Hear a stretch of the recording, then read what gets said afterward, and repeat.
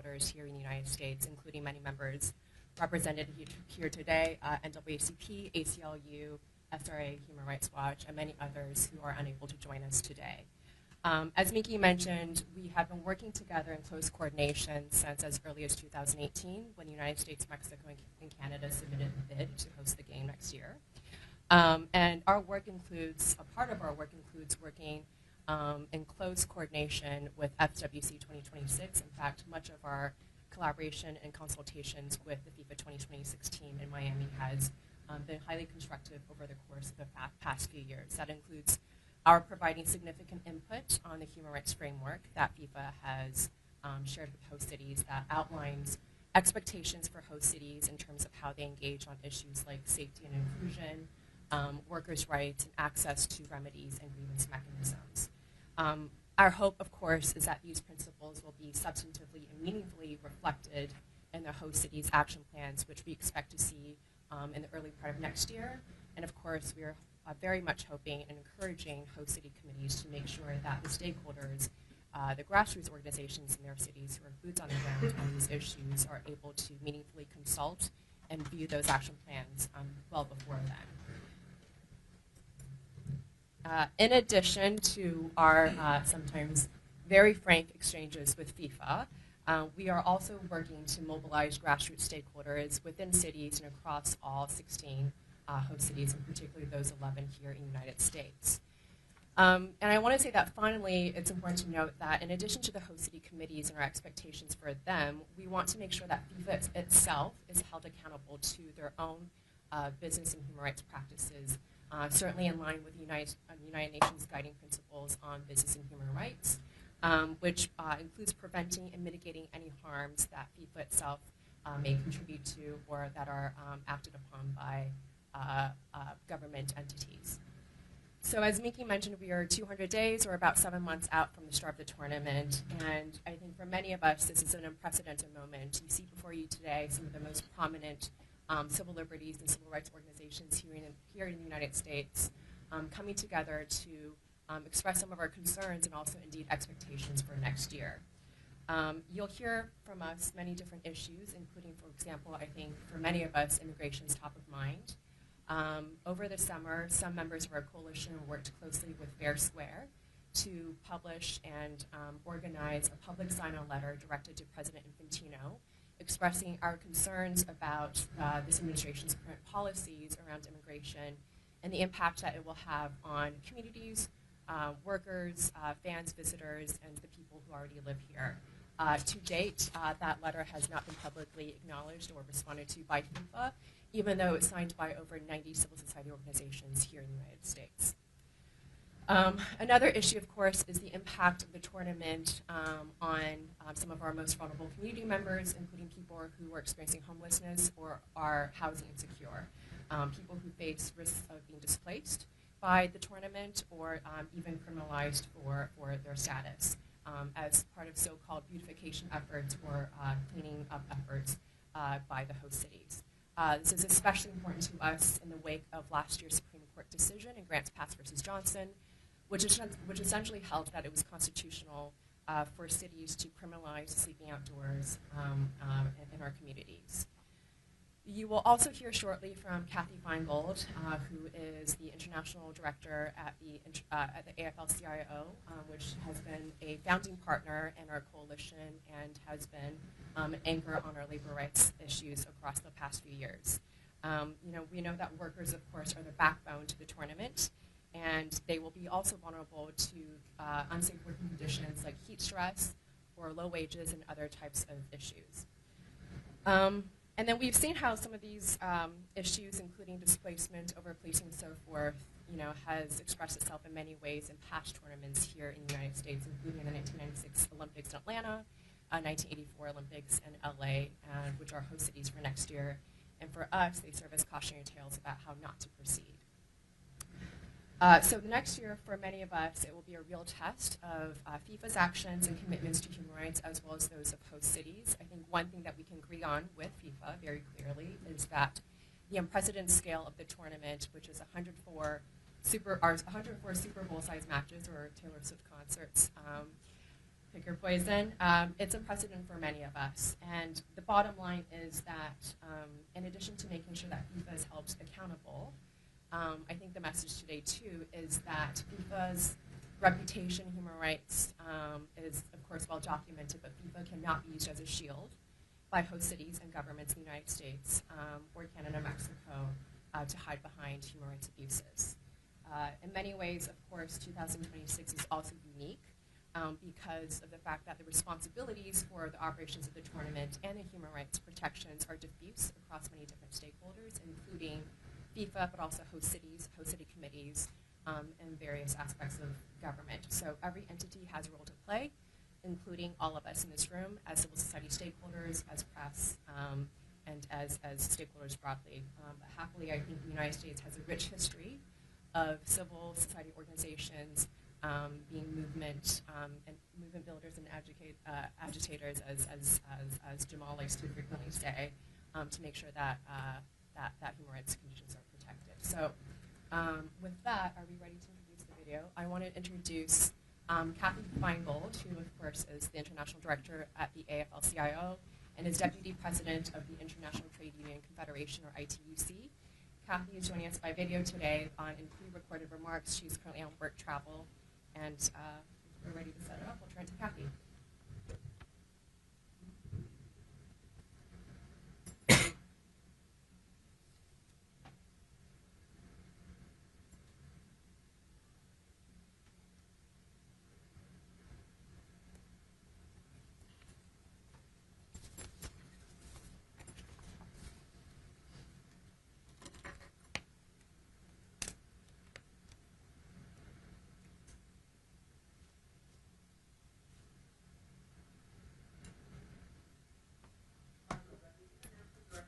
AFL-CIO, the Union Federation representing 15 million workers in the United States. I'm also the Deputy President of the International Trade Union Confederation, a global union body representing over 200 million workers around the world. Working people care that FIFA will uphold strong worker rights protections. We want the Games to be successful in the United States. Without working people, the Games can't go on. It's going to be workers that are sewing things at the stadiums.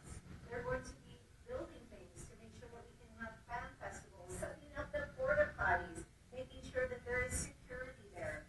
Working people are going to get the job done. That's why we think it's so important that the FIFA Games include a robust framework that upholds human and worker rights protections. This is critical because we've seen how games have been played in other countries around the world. And we know that often working people communities don't benefit from these games. That's why the AFL-CIO is a proud founding member of the Dignity 26 Coalition. It's a coalition that brings together unions, civil society organizations, LGBTQI, human rights groups. Together, we know we can make these games successful. But it's going to be incredibly important that FIFA commits to making sure that not only the local host committees uphold the human and worker rights framework that was built and included in the bid documents, but also that FIFA and all of its contract relations make sure that worker rights and human rights is front and center. We're looking forward to this game. Working people not only want to be spectators, they want to enjoy what's going to happen in their cities. But it's going to be critical that we make sure that these games, whether it happens in the United States, Mexico, or Canada, are done with strong worker and human rights protections. So, thanks very much, everyone. I got a message that it's hard to hear the video online, so we will make Kathy Feingold's video available afterwards. And so now we are turning to the great Jamal Watkins. Can we bring the room lights up? And move the mic. Good morning, everyone. Yes. Well, I'm going to say, Yeah. I'm going to do your title. Jamal is the Senior Vice President of Strategy and Advancement for the NAACP, which is one of the bedrock groups that is part of Dignity 2026. Jamal. Thank you, Mickey. Good morning, everyone. Jamal Watkins with the NAACP. I bring you greetings on behalf of America's largest and oldest civil rights organization. The NAACP is a 116-year-old institution that is embedded in more than 2,600 communities here in the United States. And actually, as an NGO working with the United Nations, we have members and activists in countries around the world, including Japan, Korea, Brazil, etc. Now, we are here today, in part, as you've heard from my colleagues and others, in regards to the World Cup being and coming to North America, which is exciting. But we also know that the backdrop of this great sporting event impacts and includes people and communities. And here in the U.S., we've had an unfortunate sort of reality, I would say, over the past year, where the politicalization of immigrant communities and the targeting of immigrant communities has been in the negative. And what we find in many ways as we started this journey back even in 2018 was that our focus is putting people above profits. We know that fans, businesses, communities, working people, everyone benefits when sporting events come into communities and thrive, but we also know that there are some negative externalities that we have to face. And so the first concern that we have is this notion of immigrant communities being targeted and demonized by the current political administration. You can literally turn on any news station here in the U.S. and see that there is a hyper fear, if you will, in terms of ICE raids and folks being targeted by the current administration. And so what does that look like when you have a sporting event where millions of guests from around the globe descend upon this country, the United States, with the backdrop of xenophobia and a negative targeting of immigrant communities? The second reality that we are always tracking is that when these types of sporting events come into communities, we know that other sort of illicit and illegal activities skyrocket. Think the trafficking of women, children, people of color. Human trafficking becomes, for example, an issue. And so if we're not prepared to sort of stand in the gap and say, yes, the sporting event is great. Yes, we want to celebrate and have a great time, but we also want to make sure that communities are not negatively impacted. It goes back to that premise of putting people above profits. And finally, what we would argue is that given the amount of revenue and all of the eyeballs that will be on North America, and in particular the United States, we want to make sure that FIFA and every city and every community and the U.S. government toes the line that we're not just investing in the sporting event itself, where we're investing in the communities being safe, free from crime and violence, folks being free from targeting, folks being able to express themselves freely, freedom of the press in order to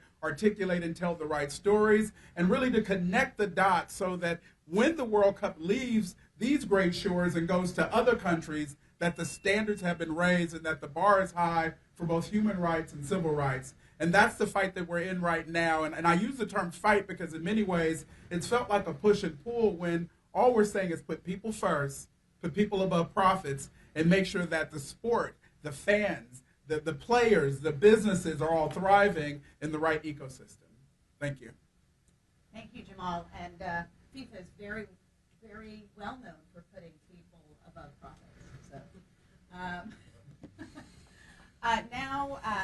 So two things. We are going to turn to a video message from Matthew Patsifisi, who is a former men's professional player and an Athlete Ally ambassador.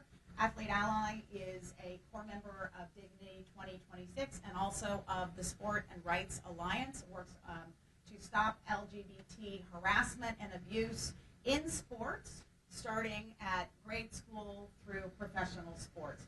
So we're going to tee up that video, and while we're doing that, I wanted to ask people in the room and also online if you can formulate and start sending your questions. We will turn very soon to the question period. So the room lights.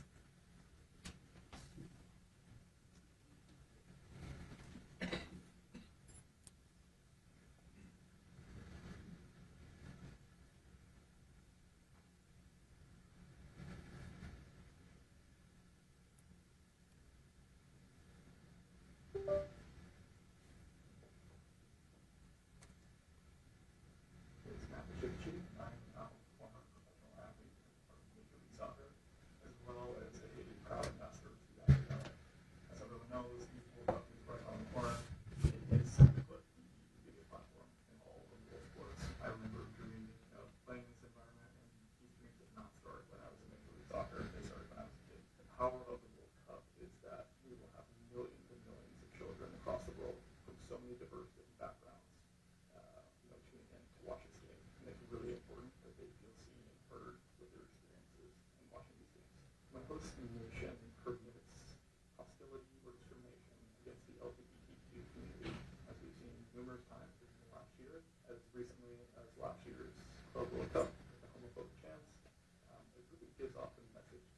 children that their dreams are conditional. And of course, that's not an experience that we want. And this extends beyond just young fans as well. Obviously, FIFA is a global workplace. In addition to players like myself, you have the fans who spend their time and money. You've got referees, medical staff, media teams. And ultimately, when basic human rights are not protected, all of these stakeholders are going to be looking over their shoulders. And you can't expect them to perform their best or even participate fully when that's the case. Ultimately, the organizations running these events, mainly FIFA, have a moral and professional obligation to protect their workforce and the fans. That's why I'm a strong proponent of reinstating the strong anti-discriminatory policy that was put in place earlier this year. Policy needs to be clear and actionable to protect all of those stakeholders attending and or participating in this event in any capacity. So thank you all.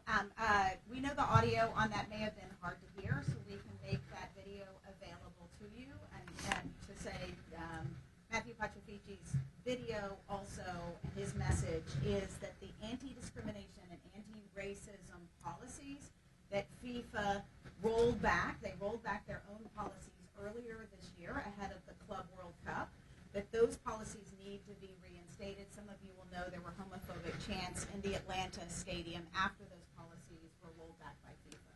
So that's an important action item. So now we turn to another core member of Dignity 2026. Daniel Noronha is the America's Advocacy Director for Amnesty International USA, based here in Washington, D.C. And I've heard that it's much better with the mic very close. Perfect. Thank you so much, Winky. Almost to the face. Thank you so much, Winky. Good morning, everyone. Buenos dias. Thank you very much for having me here on behalf of Amnesty International. As you might know, Amnesty International is one of the oldest human rights organizations in the world. We are an organization, member-based organization with at least 10 million members all over the world, that we fight to protect and promote human rights in the world. The organization is taking note of the current climate of intimidation and harassment that has been facing the protection of human rights in the United States in general. The federal government actions and excessive use of force have demonstrated a chilling effect on dissent that have led to the criminalization of protest.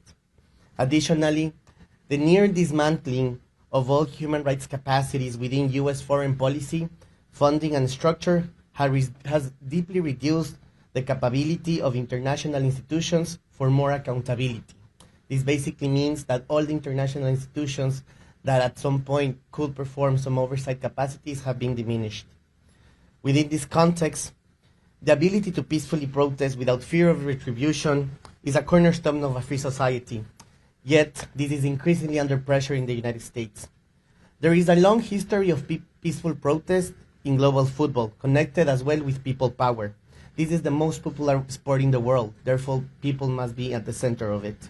FIFA and the United States authorities must ensure that the World Cup does not become a pretext for stifling dissent or expanding mass surveillance.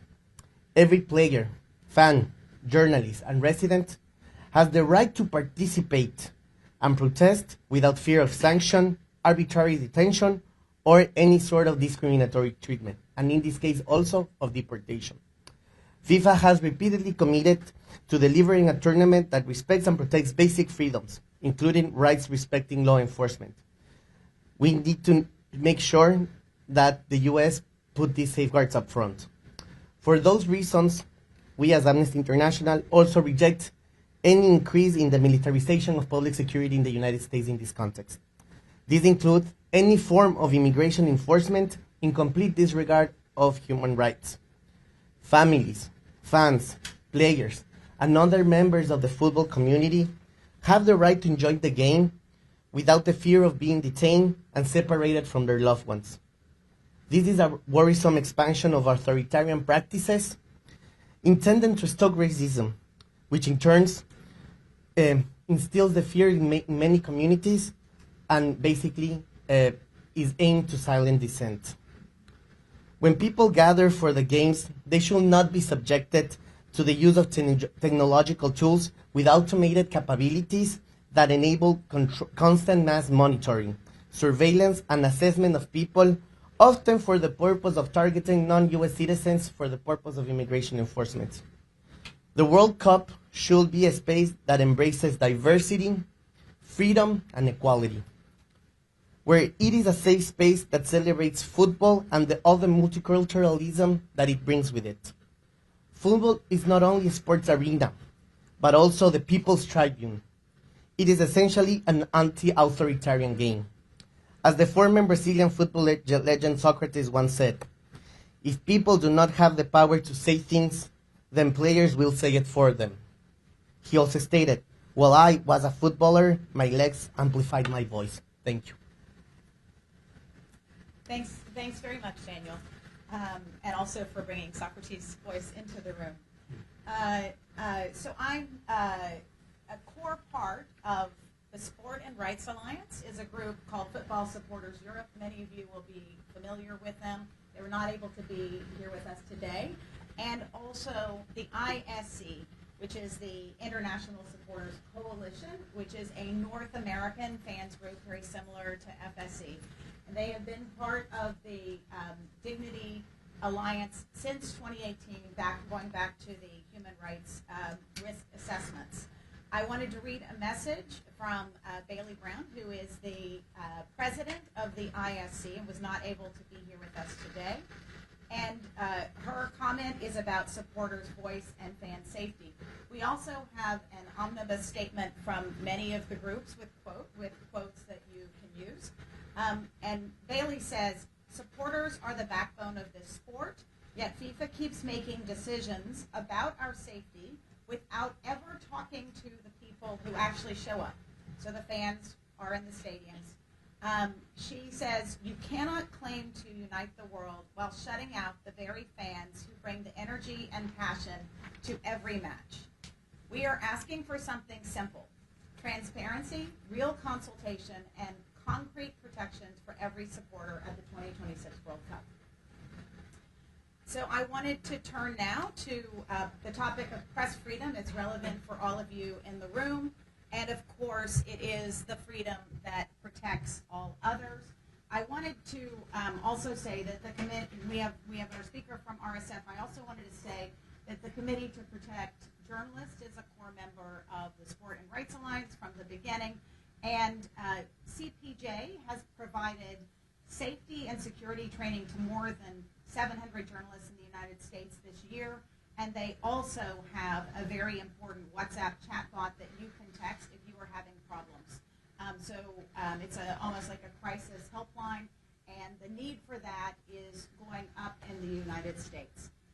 So with that, I'm going to turn over to Clayton Weimers, who is the Executive Director of Reporters Without Borders, based here in the United States. So this is the U.S. arm of RSF.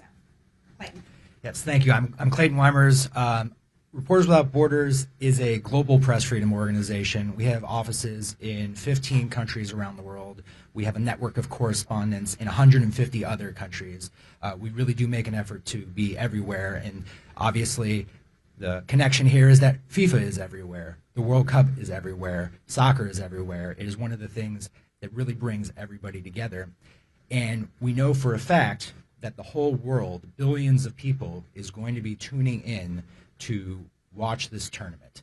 But not just watch this tournament, but follow along. And the story of any World Cup is not limited to the 90 minutes that occur on a pitch.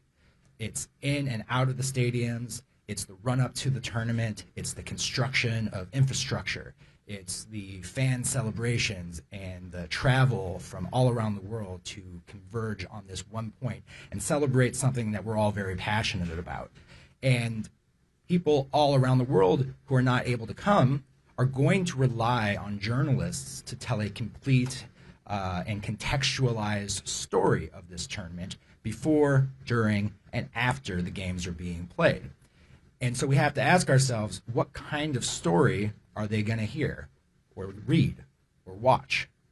We have to ensure that the story is freely told, that journalists have access, that journalists are safe, and that journalists are left alone to do their jobs.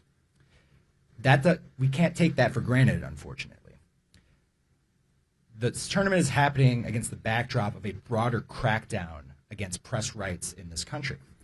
And you can go to rsf.org and see almost daily updates on different examples of how that's happening concretely.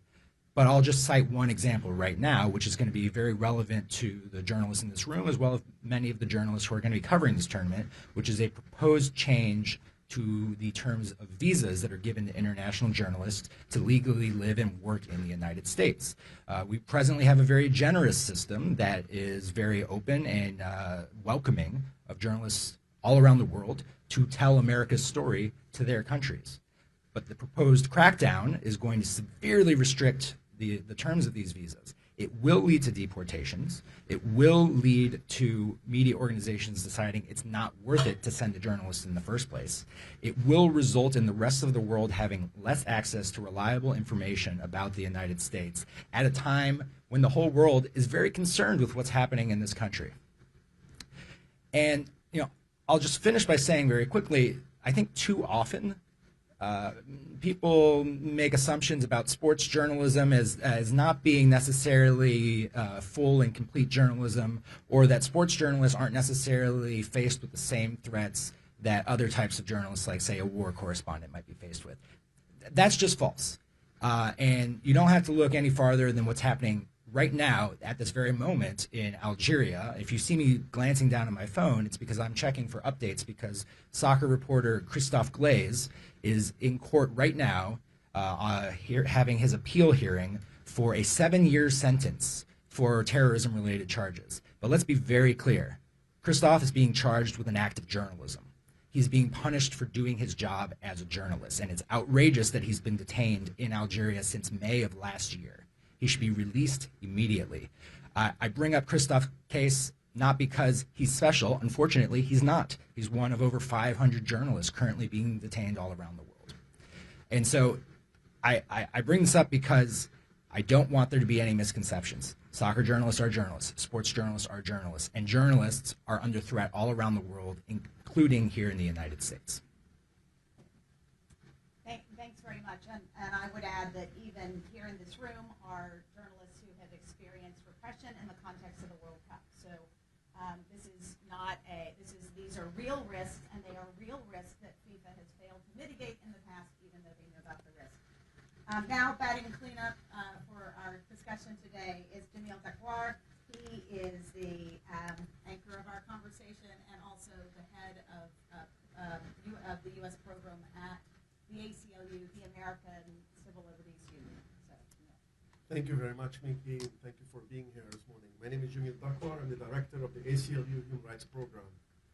While FIFA and host cities prepare for the games, the Trump administration is escalating dangerous policies that put immigrant communities, foreign visitors, and residents at risk. Attacks on immigrants and those visiting the United States are at an all-time high. ICE is conducting raids across the country, tearing families apart, deporting thousands without due process, and holding an unprecedented number in inhumane detention facilities, including children. And the host cities of the upcoming World Cup are among the most heavily impacted, with cities like Los Angeles, Chicago, New York, and Dallas facing already extreme surveillance and ICE activity. The Trump administration actions threaten our neighbors and tourists alike.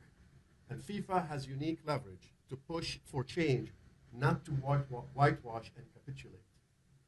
This is why more than 90 civil society organizations, including labor groups, as Jennifer mentioned, including the ACLU, Amnesty International, Human Rights Watch, and NAACP, have already sent a letter urging FIFA to act. But sadly, we have not yet to see meaningful assurances. On the contrary, we are only seeing further escalation from the administration with deployment of the National Guard, especially in host cities like LA and Chicago. This tournament should be about celebrating unity and our connection to the world. And without action today, FIFA risks becoming a stage for authoritarianism. The Trump administration executive order banning visitors from 12 countries, including from 2 countries that qualified for the games, I believe Haiti and Iran, combined with the ongoing ICE raids in many of the cities that will host matches, poses a serious threat to the safety and dignity of millions of people. These policies put communities at risk and threaten to undermine the integrity of the tournament itself. People of all nationalities should be able to travel to the United States without fear of being denied entry, detained, or deported without due process. And people with the United States should be able to exercise their right to freedom of expression without fear of arbitrary detention and deportation. Similarly, immigrant communities should not live in perpetual fear of being ripped apart from their communities, as you just heard from Minky about this very troubling case that happened last year. FIFA has repeatedly promised that the world is welcome in America, in the United States. But without clear, forceful advocacy and action from FIFA, those words ring hollow.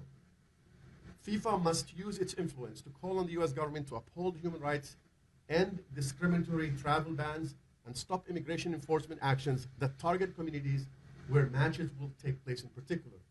The longer FIFA stays silent or doesn't do enough, the greater the risk that their brand and event will become part of a public relations tool to normalize an increasingly authoritarian US government.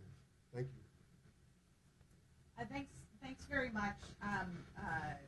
I think you've heard today from all of these experts, and we also, as I mentioned, have a statement. So we have several materials that I'm going to encourage you to take today.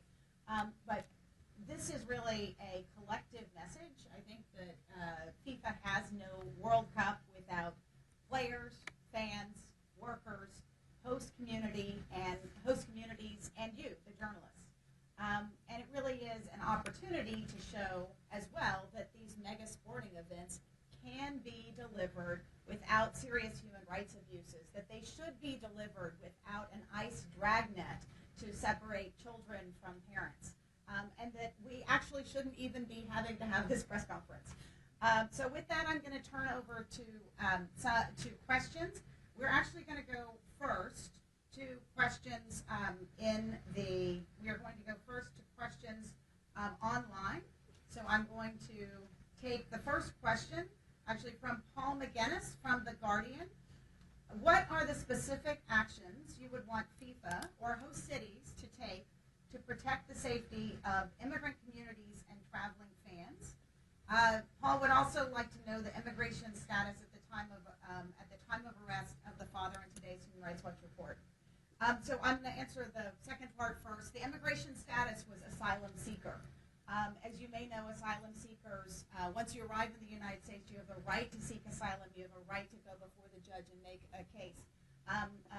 The father was an asylum seeker, and like many in the United States whose asylum status has been arbitrarily changed from legal to illegal, that is his situation. I would say this is, I must mention that Haiti, the men's team, has qualified for the World Cup for the first time in 50 years. There are hundreds of thousands of Haitians in the United States who have been here legally under a program called TPS, Temporary Protective Status. As of last month, they have now been made illegal. So this is a status change for hundreds of thousands, possibly millions of people. And that is, this shows the hazards of a World Cup in a place that is actively making people who were previously legal. The father had a work permit, had a social security number, and was an asylum seeker, did not have a chance to make his case to the judge. So I wanted to go now for, Daniel, would you take the first part of the question? What are the specific actions you would want from FIFA to protect the safety of immigrant communities and traveling fans? And then I'll go to Jamil. Sure, thank you. I will say that from FIFA, what we will need, as I said before, is that they need to get those commitments and those safeguards from the U.S. government. FIFA as a whole is an organization that does have the chance, for its volume, for its capacity, for its reach, to provide certain mechanisms and protections. But who is the real responsible here in this case specific is the United States, the government itself. The state has to provide the safeguards that none of these actions will be taking place, that no discriminatory policies will be implemented, and no types of immigration raids will take place in this context that will just hurt the game and will hurt the communities participating in it. So I'm going to go to Jamil and then to Jennifer. Right. So on the question of what we expect of host cities, look, host cities in the United States have legal obligations, constitutional obligations, and human rights obligations. Before even talking about FIFA and the sport movement, that is something that they have to abide by the law, refrain from discrimination, racial profiling, targeting people because who they are, and engaging in those any kind of unlawful activities. But of course, with this hosting these events, they have to have additional safeguards for rights protection, including for labor, for workers, for immigrant communities, for free speech and assembly rights, for all these events that are going to happen, so that people can participate freely without the fear of being detained, summarily deported, etc. One of the things that we're concerned about is some cities have reached agreements with the federal government called 287G program. These agreements have been essentially deputizing to the local state governments the federal authority to engage in local enforcement of immigration, particularly with relation to detention of people who will be detained.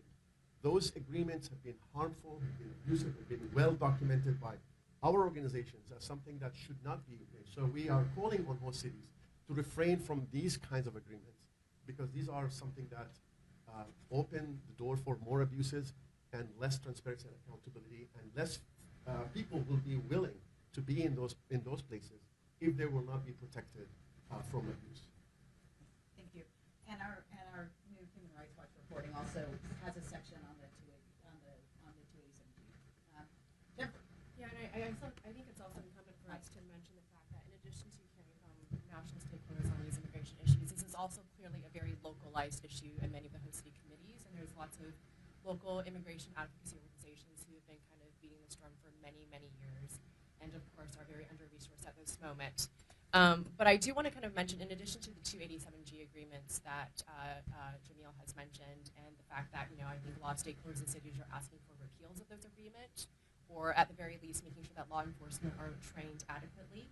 I do want to say that, within this 100-mile border zone that we have in this country, where that allows for the kind of warrantless searches and arrests of individuals, I think we should note that 8 out of those 11 host cities here in the United States are within that 100-mile border zone. So I think that's one of the reasons why this is front of mind for many of our cities.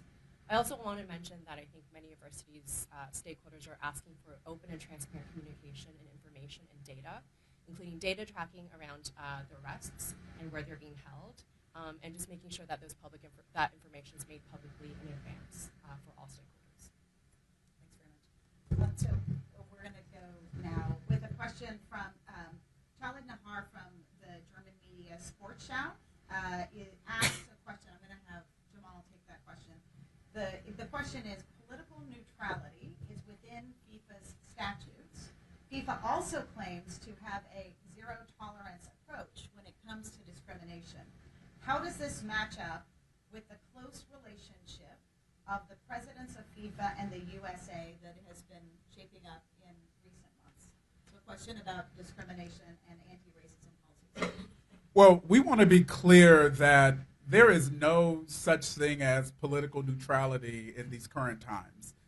Most folks would argue that's like saying let's be colorblind, when we know that you actually have to be politically conscious of what's happening in the context in the U.S. in order to make sure that the policies and practices that you're adhering to actually match up with your values. And I'm using that because I don't want this to turn into all of our organizations are somehow anti-Trump.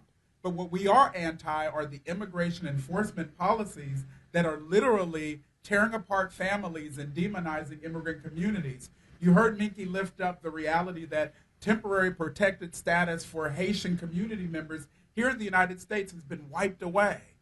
For what reason? It's hyper-political, it's partisan, and it's meant to be used as a tool of fear. And so we're clear that in this moment, with FIFA coming into North America, the United States in particular, $14 billion plus of revenue, if the funding giant that FIFA is not using that to make sure that the values of embracing communities, making sure that policies and practices are embedded in due process, if those things are not being pushed to the forefront, then it does become very political. Then you actually are aligning with policies that are flawed and wrong, not only for communities here in the United States, but for the hundreds of thousands and millions of fans around the globe who are looking to the United States as a beacon for what should be democracy. And so in many ways, what we're wrestling with is not semantics, but it's real. And so part of the discussion that we've had even before this press conference, some folks would say, what's the chances of a family being torn apart and folks being detained in an extrajudicial process and disappearing? Very high. You see it on the news almost every day. This is not a conspiracy theory. It's happening in our communities. And so if FIFA turns a blind eye to this, then they actually are picking a political side. And it's the wrong political side connected to the values and morals that we as a nation actually stand for. Thank you. And obviously the World Cup is an attractive event. So it is it's an event that people love and are attracted to. And they may not recognize the dangers that are inherent, and it's FIFA's responsibility. I have a question from Sander van Meersbergen from Dutch media Algemeen Dagblad. And the question is about fan safety. Suppose I'm a Dutch fan wanting to visit the World Cup. What is your advice? Should I delete messages about Donald Trump on my phone? Are there other things I must keep in mind? I'm going to bring this question to a couple of our experts. I wanted actually to start with Clayton because many journalists will be, I think we should recognize that one of the sub-themes today is the World Cup is a workplace. Matthew, the former MLS player, mentioned this. It's a workplace for players. It's a workplace for fans groups. It is a workplace for journalists. So what are the risks to people if you have messages on your phone? And please also cover social media risks. Yes, thank you. This is actually an excellent opportunity for me to plug our new safety resource website that just relaunched on rsf.org, which contains all kinds of helpful guides for safely doing journalism all over the world, including here in the United States, including digital hygiene and digital safety tips. So I would encourage any journalists who are here or tuning in who travel across borders regularly to check that out. You may already know a lot of it, but it's never a bad idea to refresh what you know. It is an unfortunate reality that we know that border agents are checking social media accounts of folks who are entering this country. And they don't care if you're a journalist. They don't care if you're an academic. They don't care if you're just a random tourist coming in. And the reality is they have a lot of latitude to deny entry to anyone trying to enter the country. There are these sort of gray areas at the border where, you don't necessarily have access to all of the legal resources you might ordinarily have on U.S. soil. And I'm not a lawyer. I can't give you legal advice. And I'm not going to be one to tell you to delete social media or to get rid of or to scrub your presence online. But you do have to be very careful about these things because we know for a fact that they are looking for anything that might be considered suspicious. And what might be considered suspicious is very much up to the whims of an individual agent, and it's very hard to predict what could trigger a search. In all likelihood, it's not going to happen to you, but everyone thinks it's not going to happen to them until it does happen to them. And it is a major concern of ours that we're going to see journalists turned away at the border for something as innocuous as a tweet that the Trump administration doesn't like. Not even necessarily a critical tweet, but just one that covers the administration honestly and fairly. Sure. As I mentioned in my remarks, one of the things that Amnesty has been following is the mass surveillance procedures and technologies that have been used by the federal government. Basically, that what we're concerned is that CBP, the Custom and Border Protection Agency, as well as the United States Citizen and Immigration Services, they have been using different technologies to do mass surveillance of different social media profiles of individuals, of organizations, especially trying to tackle visa granting and to tackle non-U.S. citizens for immigration purposes. We have established in different organizations, many of us here present, when we travel between borders, we have like different protocols that we adhere to. Our recommendations to partners also who have been traveling here is to adhere to similar protocols to kind of protect themselves in the border, because once you get to these ports of entry, some of the legal protections change. They're not the same, and not everyone will be facing with the same type of agent at the border. As my colleague here said, you could be at the whims of a CBP agent that woke up sad, that woke up angry. Perhaps he didn't want Haiti to participate in the World Cup. You never know. And suddenly he will just deny you entry. Those are some of the things that we have been following. And in all of this, a key piece that I think is important to mention is that who needs to act in the U.S. institutionality to make sure that this doesn't exacerbate more is the U.S. Congress. The U.S. Congress needs to exercise their oversight capacities to actually do to call on the federal authorities and make sure that they adhere to federal law and international law as well. Thanks very much. So we do have some more questions online, but I want to make sure we get to questions in the room. So any questions in the room? And we're just going to go left to right. So yes, and name and organization. Yeah, Henry Whitnell from The Athletic. Mickey, you opened up like placing this in the context of the last in Russia and Qatar. Does this feel similar at all? Not in the specific concerns necessarily, but the way that FIFA is interacting with those concerns and interacting with the government that is, the national government that is in charge. So I'll take that question, but whenever I get a question about this, I have a flashback to a Sport and Rights Alliance meeting at FIFA headquarters in Zurich back in 2016. Gianni Infantino had just taken office after the thermonuclear event of half of the FIFA Council being arrested for corruption, Sepp Blatter and other senior leaders being removed from office. And at that time, Gianni Infantino passed over the table the set of human rights requirements and essentially said, we're not going to be able to do much about Russia or Qatar, but we are committed to uphold human rights and the framework, the UN guiding principles, the boring but important bedrock that all companies, and FIFA is a company, not a nonprofit, that FIFA adheres to. So I think after the human rights catastrophes of the Russia World Cup, the Qatar World Cup, serious abuses in Brazil, extrajudicial killings and other things, I think there was the idea that there would be a change.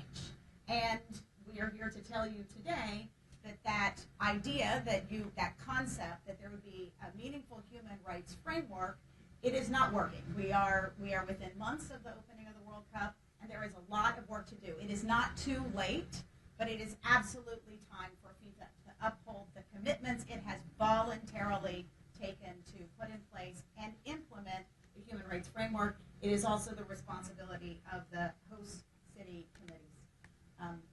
We've got a lot in the room, so I'm going to go quickly and then we'll divide. Yes? Mickey, do you think that the closeness of the relationship between the two presidents, Infantino and Trump, is a barrier to getting the kind of reform that you think needed? Is it too close, effectively, or do you think that should actually make it easier to elicit some of the changes that you're calling for? So I will go to I'll go to our experts, and I think every organization is going to have a different answer. The question goes back to systems, right? It shouldn't be about personalities. Human rights, the rule of law, are systems. So there can't be one system for the U.S. and a different system for Canada and Mexico. And that actually was the goal of having a unified human rights strategy. I recommend you all go back and read the United Bid Human Rights Strategy. It was not one system. It was not just the United States World Cup. So I think it's really important to go back to the need for systems. I wanted to go to Jennifer for that question and then to Jamal. Yes. It's an easy question. I mean, I will just give you one data point, which is in the previous administration, we had worked very closely with them, with members of USG, of U.S. government, in addition to working with FIFA and stakeholders and civil society representatives on the ground.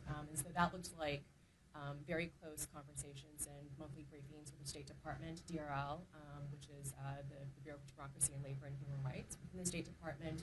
We also worked quite closely with the White House, the National Economic Council, and the National Security Council, which have been tasked with overseeing the events. And so I offer that as a data point. I think for obvious reasons, our relationship with the White House has changed since January, but we hope for constructive conversations going forward. Jennifer's very diplomatic. Yes. You've outlined over like the last hour dozens and concerns about what's going to happen in the United States, making condemnations or demands, asking for things. But you're asking for things from an organization who thinks about the Peace Prize, is the president of this country, has said that he deserves a Nobel Peace Prize, that's going to play his favorite song during the World Cup draw on Friday. I'm just curious as to where you're getting confidence or hope that anyone at FIFA is actually engaging with this, or are we just talking to ourselves? So thanks. I'm going to go to Jamal for that answer. Well, I'll lead in and say two things. The first, and I think the question from the gentleman from BBC, the relationship is too close for comfort. Because what we're finding is that when Infantino aligns with a Donald Trump, then you literally are sending a signal not only to the United States, but to the world that all of the practices and policies that are coming out of this administration are okay or justified. And that is literally the antithesis of the agenda of an organization like the NAACP. I have a flashback to when we met with Infantino just down the street about a year ago. He sort of jokingly laughed off that the U.S. has problems when it comes to race and economic issues with working people. Yes. And that has been exacerbated by this current administration. So to your question about giving this president, if you will, a prize that says that he is somehow the ambassador of peace and is worthy and noble in some way in terms of embracing communities is actually laughable. And so I won't be diplomatic and say that the notion of having hope and the notion of fighting forward is what we have to do, not for FIFA or for the President of the United States, but for the communities we serve. My organization was founded basically when extrajudicial killings were happening in the United States, and I'm talking about lynchings at a high level, and folks were turning a blind eye, and the Globe was saying it's not a problem. So we have faced dark times before, and we understand that if we don't do things like this, but also connect the dots and lift up the stories through the real news, then we're not going to have the breakthroughs we need to make sure that these policies shift. And no offense, but these people are no longer in power. I would agree with. I would just want to add another element to that. We're not talking about just people having good relationships. So the problem that we're seeing here is that is defiance of the rule of law, a defying of federal law and the Constitution in many of the actions that we're talking about. So in addition to the business and human rights framework that FIFA has committed to adopting and implementing, we're talking about a country and not just the one person that can be above the law or any administration. It has to be consistent with the rule of law. That's why we're thinking, what do you say, what's the hope? The hope is that people in the United States, people around the world, can say that they can also express their views on what was going to happen. And they're already doing that through protests, through voting, through other means. And we think that those kinds of things will continue if this is going to escalate. This is not going to be a World Cup that will be leaving a good legacy if those things continue. This abusive immigration enforcement, crackdown on free speech, and the speaker that just asked earlier, the reporter, about whether it could be safely come to the United States, that's the kind of thing we're talking about. That yes, we cannot guarantee that people can come freely and without being stripped of their basic rights. Of course, under U.S. law, constitutional law, non-U.S. citizens have less rights protections at the border. That is known, and I'm not giving you any news here. But the matter of the fact is that the current administration has exacerbated the situation for particularly non-citizens and particularly migrant communities. People are living here with permanent legal residency have been threatened with deportation and detention. And we as the ACLU and our partners have launched legal challenge against those kind of practices because they take us back decades ago during the democratism when you are cracking down on people's speech. It's particularly the kind of speech that the United States and the administration disfavors. That's why I'm concerned about major soccer players who has expressed views on certain causes, such as the Palestinian rights, would be denied entry or being detained or being subject to retaliation by the administration. This is the kind of thing that will really make this World Cup seem completely out of step with any basic human rights and international standards of decency and human dignity. And I have a request from online to repeat the name of the person and the question, and that was Adam Crafton asking, are we delusional to think that any progress can be made on human rights? So, Martin.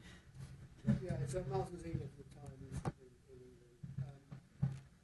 There have been a couple of occasions where Donald Trump has threatened to move World Cup matches from his assistants. Just wondering if anyone thinks that is a part of what you're talking about in terms of, is this a response to people protesting against his policy? So, who would like to take that one? I'm happy to, but maybe just to start, human rights, the rule of law, and international systems, which FIFA is signed up to.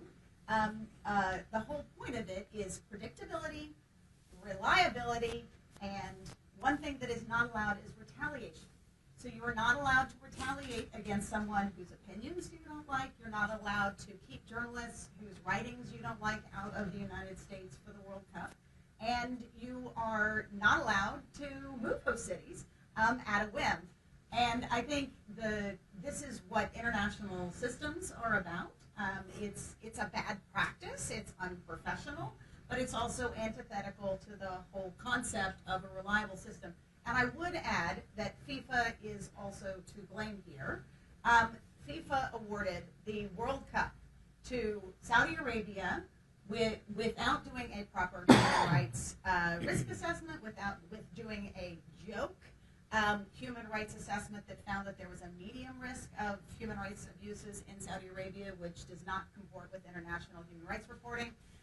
So I think FIFA is also to blame for not upholding international standards and systems and awarding its own flagship tournament without the underpinning of proper human rights assessments when they know very well they must do it.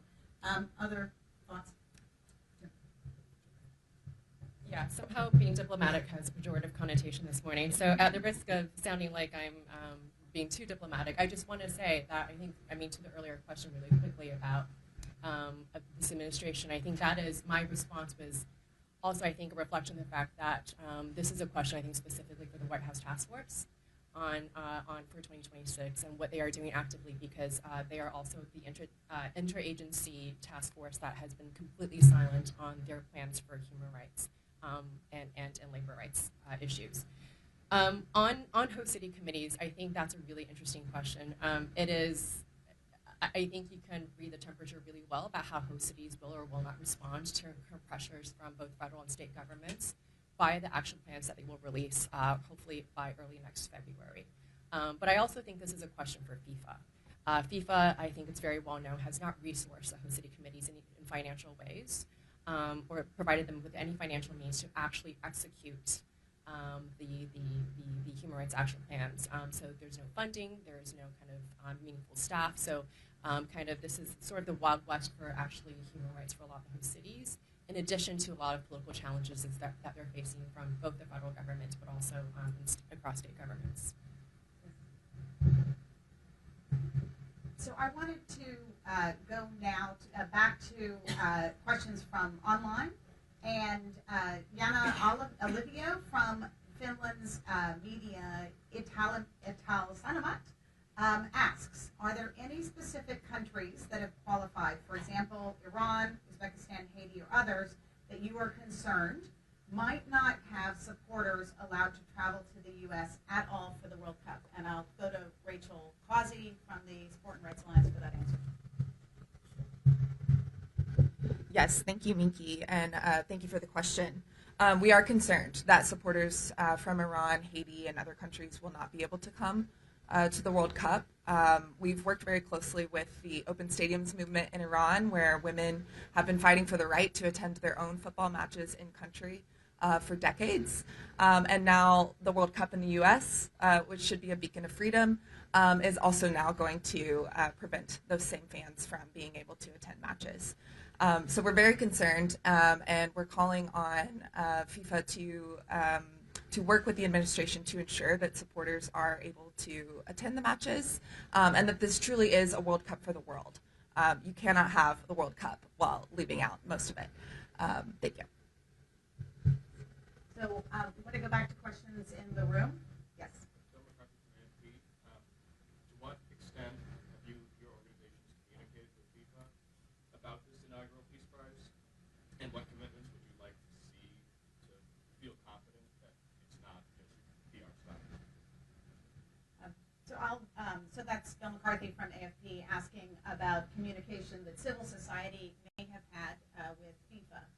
And just a word about the FIFA Peace Prize, which is apparently modeled on the Nobel Peace Prize, which was not won by Donald Trump earlier this year.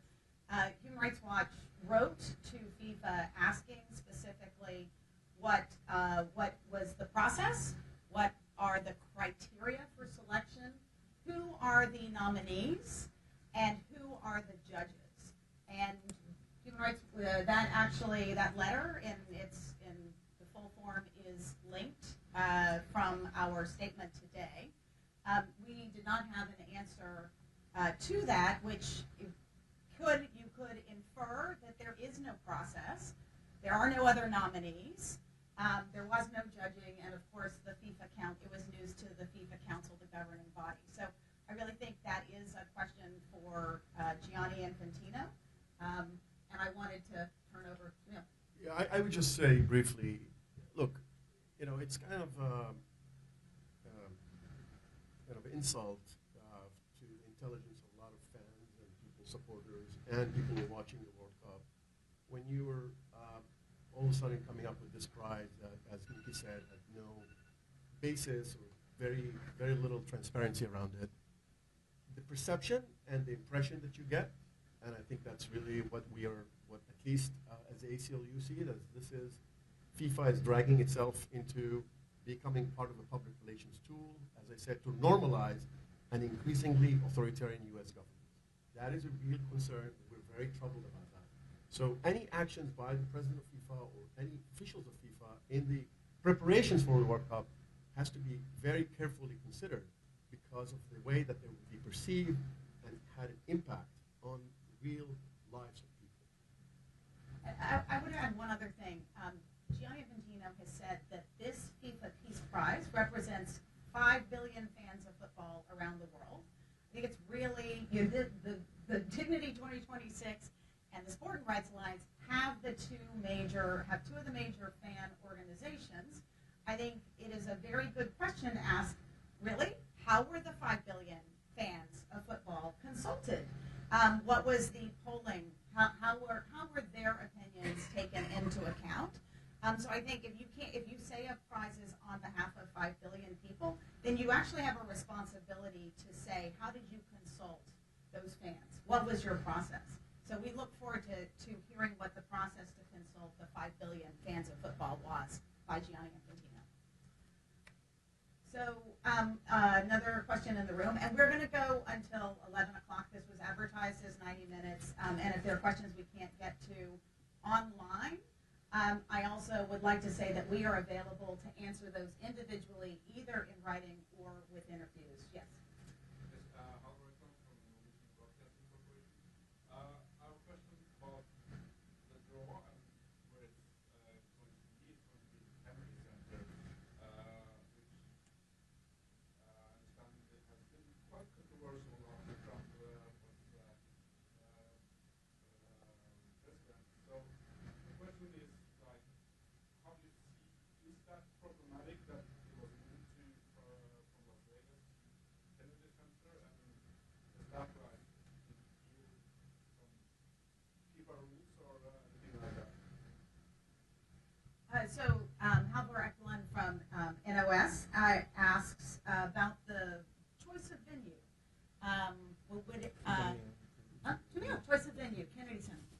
Well, I'll start off, and this is not about the FIFA rules per se, but it goes back to the tournament itself being politicized and used as a PR tool for the current administration.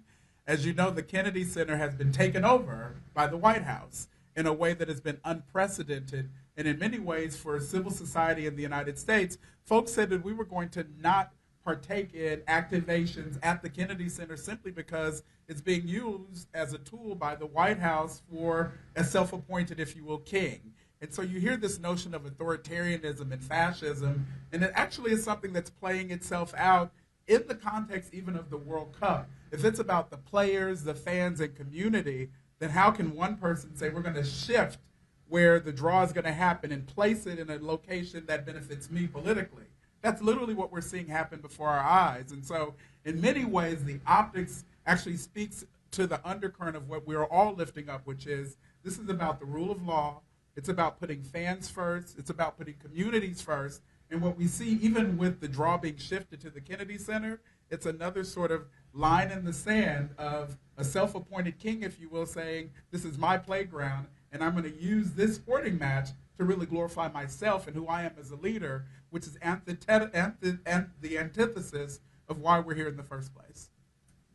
I would just add one additional comment, which is that this is part of a pattern of defunding art institutions, science institutions, research, and really take back the country in terms of the so it's not just about what's happened in the Kennedy Center. You know, there's a lot of concerns that we have about the Trump administration interfering in the independence of many institutions, including the academia, including the higher education system, and the attacks on academic freedom, which is something that's been ongoing. And we've raised alarm and concerns, including in some of the context of litigation and other advocacy with other sister organizations. So we do have concerns about when you are trying to use, as my friend and colleague Jamal said, we're trying to weaponize, trying to use the venues based on ideological reasons rather than ensuring that those kinds of places are open to all, are really places where people can feel that they belong and they're not under a particular political tag or particular political affiliation. And only when, if you are close to the administration of the political party, then you will be able to be welcomed. I think what we care about is that have a country that people will be feeling all welcomed, a feeling that they have equal protection under the law, and there's not a country that belongs to only to a particular people who belong to a particular party or belong to a particular or voted to a particular president. And so that is, I think, what is at stake here. And turning the FIFA and the World Cup into some sort of another way of polarizing the country is really concerning to us. Yes, football should unite, not polarize. A last question in the room, and then we have one more online. Any last question in the room? Yes. For AFP as well. In which extent can have the ice raids an impact on during the World Cup, and can Trump also send the National Guard in some cities like he's done before with LA? Yeah. So we'll go to Daniel. Sure. Thank you. Sorry. The question was about risks of ice raids from the APT. Sure. I think at this point, and as we have seen progressively in the past weeks, we think that it could be high probability. I mean, we started with raids happening in specific parts of the country. We started in LA, then it's happened here in Washington, D.C., and have been expanded to different parts of the country. We saw the horrific raids happening in Chicago, for example. We saw that almost militarized raid in a apartment complex where Blackhawks came on top of buildings, and federal agents were dropped there. Babies were, toddlers were tied hands outside of their buildings. So we're seeing all these different patterns that bring, of course, a worrisome perspective of what could be done afterwards. We are hearing today right now, for example, with the report that was headed by our sister organization, Human Rights Watch, on what is happening on these detentions in this context. So although we have heard reassurances by FIFA and in public statements that this will not happen. We cannot be confident of the work of the administration. It has been on several occasions as well in the Oval Office, in other type of statements where the president has said, well, once we have the visa and you decide to stay, you're going to be Secretary No One's problem now. So there is this instant speech of belittling international fans, of putting down anyone who wants to attend these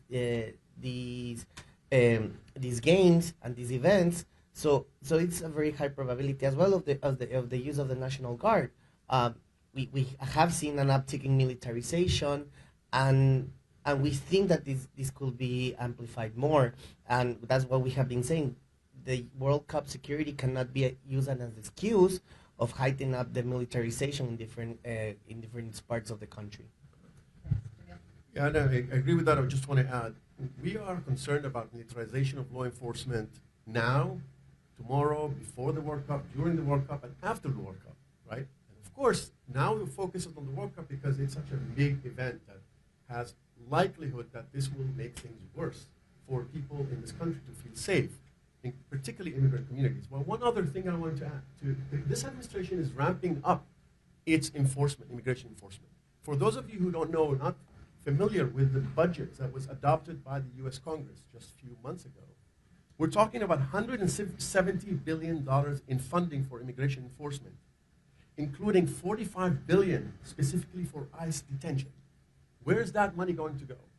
It's going to be going to these operations that we're seeing on a daily being expanded. Not only that, our concern is that military bases are being used in order to host, and they're already being holding migrants and immigrant detainees there before they're being sent and transferred illegally and many times abroad. So we are very concerned about militarization of law enforcement, very concerned about militarization, bringing the military into our cities, into our communities, and turning military bases, which really has reminiscence of the horrific legacy of the internment of Japanese Americans during World War II. And that is something that I think we need to be very, very, and this is an issue that has made the country split the country in a way that decades later, President Reagan had to apologize for the thousands and thousands of Japanese Americans who have been detained in internment camps. We do not want to see this happening in this country. There's already been chapters like this. So FIFA had a role to play in sending a clear message and take a real commitment and assurances that be made that those things are not going to be happening during FIFA. But we want them to be stopping tomorrow, today and tomorrow, not to wait until next summer. I think one of the challenges for stakeholders over the last few years, and particularly now as we're getting closer and closer to the tournament next year, is the fact that FIFA and other organizers have not been as explicit and transparent as they should have been all along about what their plans are. So we need FIFA and host cities and other entities to make clear whether or not ICE and National Guard and other federal law enforcement will be at the stadiums. In addition to what Jamil has said, we know that recently, as many of you have also reported, U.S. government has passed $625 million in federal funding for security apparatuses for the host cities. We don't know how that money will be used. I don't know when we will know how that money will be used. We also don't know what the security apparatus or footprint looks like from FIFA within stadiums, at fan festivals, and other tournament areas. I think we do have some indication, of course, this isn't just kind of hypothetical, of what ICE will look like at stadiums. The Club World Cup this summer, which was held across many of the same host cities, ICE was seen at stadiums. I will just note that in kind of the readout or the postmortem on the Club World Cup on human rights issues and through FIFA's grievance mechanisms, without naming the specific numbers, we do know that federal enforcement immigration was one of the biggest concerns. Overwhelmingly, almost a third of the complaints that FIFA received in its grievance mechanism portals was around federal policies or enforcement, i.e. immigration. Other issues that came up are extreme heat, accessibility, discrimination, workers' rights, safeguarding, harassment, freedom of speech, excessive use of force, and freedom of religion. So again, I think with many things, this is not speculative. We know that ICE at this rate will be at stadiums, and we need more clarity from the FIFA, about what they plan to do about it. very much. So, and just one point about this, all human rights are interconnected. So the situation in Los Angeles, for example, where there were ICE raids in communities, and then there were peaceful protests against the ICE raids that turned violent with the militarization. So all of these human rights issues are related, and you could see how there would be a perfect storm about ICE actions at a tournament which is supposed to be about uplifting humanity, but turns out to be about separating families, possibly forever. So I'm going to take one last question, and then I'm going to ask every one of our panelists to respond to this, because I think it's a question that is a subtext of what we've been talking about today. And it is a question from Claire Richardson from BBC News. This week, U.S. Homeland Security Secretary Kristi Noem has recommended a full travel ban for a list of additional countries yet to be announced.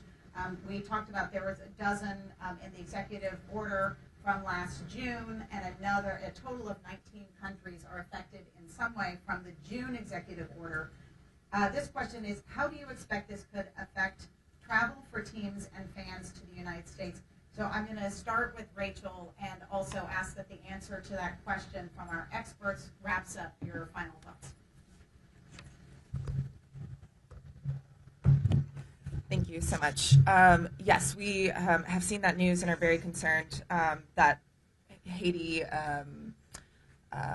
Iran, and then now there might be many more teams and cohorts of supporters that are now not able to, or at least under fear of not being able to come to the U.S. I think some of the executive orders in the past have included carve-outs for players and other officials with the teams, but we are calling for more transparency on that. We need really clear guidelines about who is able to come to the World Cup, and we need FIFA to use its leverage to ensure, once again, that this is a World Cup for the world. I think just to wrap up, there was a question earlier about what gives us hope. Why are we still calling on FIFA to do things? And it is because the FIFA does listen. We might be known for criticizing FIFA a lot, but there are wonderful things that FIFA has done, including just recently allowing Afghan women's national team football players the right to play again as the Afghan women's refugee team. We're still fighting for recognition for the full team, but it shows that FIFA does listen, that FIFA understands when it's wrong and is willing to make changes. And so we are going to keep pushing as long as we have breath for that. And then finally, the fans. FIFA is not President Infantino. It is not one person. It is not 5 people. It is the billions of fans around the world who have immense power and care about their sport not being used for authoritarian means. So that is, thank you very much. So Clayton, maybe the travel ban and how it could affect these travel bans, and then an unspecified future list of countries that could take us to 50. Yeah, well, there was a question earlier about the close relationship between FIFA and the presidential administration right now, and in this instance, FIFA needs to use that close relationship to secure concrete commitments of a transparent and accessible process for journalists to be able to come to this country legally to cover the World Cup before, during, and after the tournament. And I also want to be clear, this can't be limited to just FIFA-accredited journalists or to Federation-accredited journalists or to journalists who are from countries that have qualified for the World Cup. This is the world's tournament, even though a small handful of countries are participating. The whole world is watching. The whole world wants to come. The whole world wants to watch it. Thank you. And journalists from all over the world have the right to come to the United States to cover this story of global significance. And Daniel, a question. Thank you. I think that we have made it abundantly clear that this is a world event. This is a world event that encompasses the most popular sport in the world. I grew up in Latin America. I grew up in Ecuador, so I know what it means to feel when your team qualifies for the first time or qualifies after a long time. Like that feeling that carries with you. It also creates national identity, especially in countries that have suffered a lot. You coalesce around football. Football is really what brings you together. So these type of actions really does diminish the purpose of the tournament, does diminish the purpose of the sport, does diminish what is intended to do, which is to unite. We tend to be sometimes kind of idealize these type of events, but this is actually what it's meant to happen. This is actually what it's meant to be. And in spaces, and especially in a time where we see an uptick in authoritarian practices from all over the world, I think it's important to keep these spaces where people can be heard, where people can actually bring forward their concerns and their speech towards the world in general. For example, as Jamal said before, the Palestinian cause has been something that has really been put in the forefront by football fans. They have been the ones that have been really trying to put this message forward. So I think that we need to keep on pushing. This is something that is meant for the people and by the people, and I think fans will ultimately either punish or we ultimately reward what will be the outcome of this game and this tournament. Thank you. So let's start with Jamal and finish with Jennifer. So the question is, are travel bans good for the World Cup? Unapologetically, no. Let's be clear that travel bans or any bans in this country are usually used as a political tool. If we were to go back to the first Trump administration, there was the Muslim ban. And so you think about these travel bans as being used to demonize communities. And so if you're targeting a country like Haiti, you're not just talking about the communities in Haiti, you're also talking about folks in the United States who have temporary protected status, which has been stripped away. You're talking about taxpayers who live in the United States who want to actually participate in our democracy. So this notion of a travel ban is a smokescreen for politicization of an authoritarian regime. And so in many ways, what we would say as the NAACP is that the focus has to go back to people and communities, putting people before profits, making sure that what happens before, during, and after the games is all about investing in communities. You're talking about 5 billion plus fans around the globe and millions of fans here inside of the U.S. borders. If we don't invest in those communities, making sure that they're safe, making sure that the working people are safe, making sure that the standards are elevated, then we're doing the wrong things. And as I started and had said earlier, we're not talking about the kings that live here in Washington, D.C. We're talking about the kings on the field. And so we want to make sure that the sport is being amplified in a way that connects the dots. And so as we continue to fight forward and push forward, I'm reminiscing, I like that question around why do we keep doing this? We won't stop until we win. And what winning looks like is making sure that every community is included and every community is made whole. Thank you. And very quickly, because I know we're wrapping up, ACLU believes that we have to have a system that is fair and humane. Fair system of treating people and humane treatment of all people. And that applies to situations where executive branch exceeds and misuses its and abuses its powers in order to advance particular political agenda. We think that people should be no collective punishment. There should not be overbroad and any racial or religious animus is something that is rejected by the U.S. Constitution. And therefore, we'll see the details of what kind of bans we'll come up with. ACLU, as always, will analyze this, and we will look into exploring all aspects or all possible measures that we can take, including litigation, as we did in the past.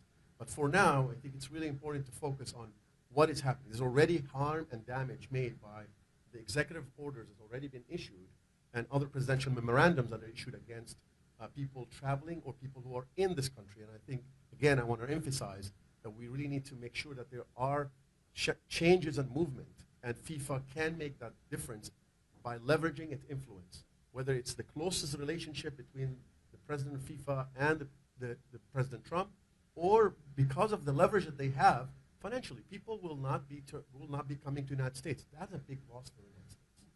And we don't have the numbers. I'm sure somebody will do the numbers, and we're not experts in that. But I feel like, finally, on a personal note, as Daniel said, I'm a Palestinian American. And as a Palestinian American, I would want to see also a Palestinian be able to travel, and who are living here, or be able to travel to the United States to watch the games.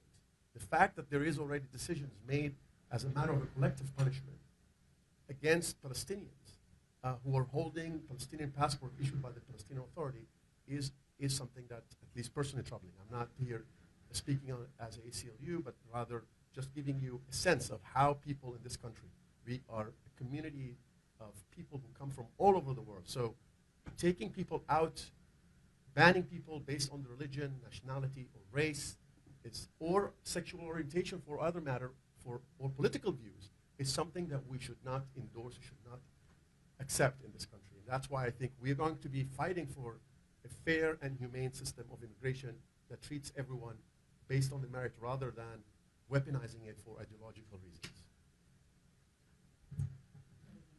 I'll try to be quick.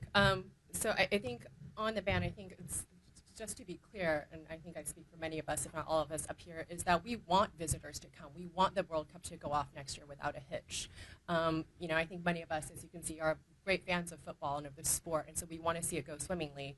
But this should not be at the expense of some of our most vulnerable residents, be they immigrants, the unhoused, workers, children, and so forth. In terms of the hope question, I mean, frankly, I don't know that we have a choice.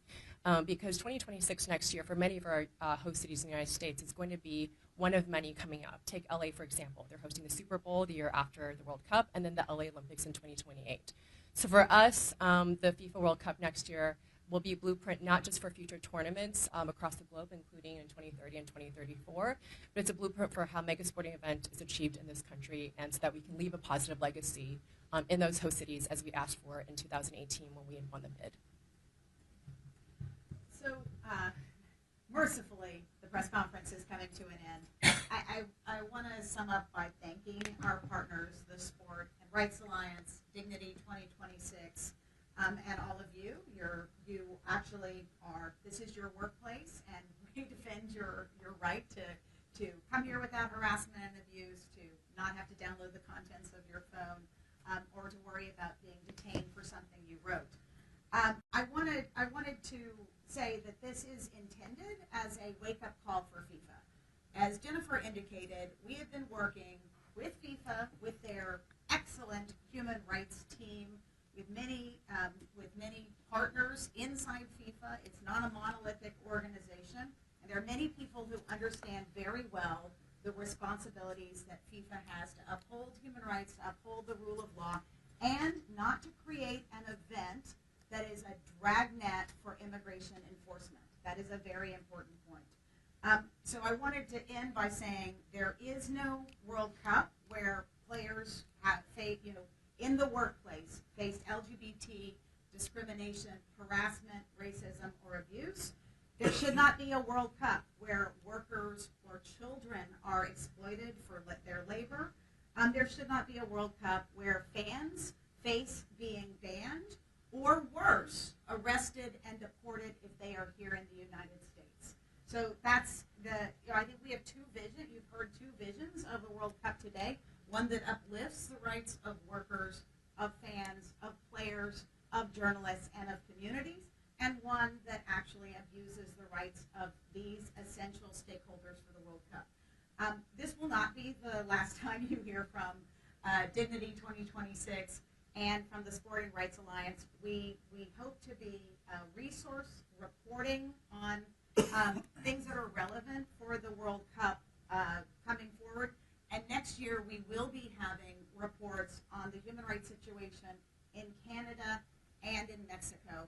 But because the World Cup draw is taking place on Friday, because the so-called FIFA Peace Prize will be awarded on Friday, we felt it was really important to give a counterpoint about where the situation stands right now today in the United States. Thank you for coming, thank you for listening, and thank you for your great questions. We have available electronically and online the statement from all of the groups that are participating, and everyone here is available for interviews following. Thanks very much.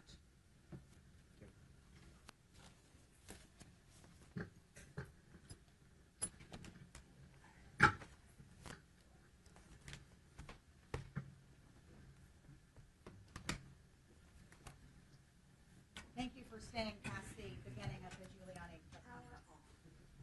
What words we thought we weren't going to use.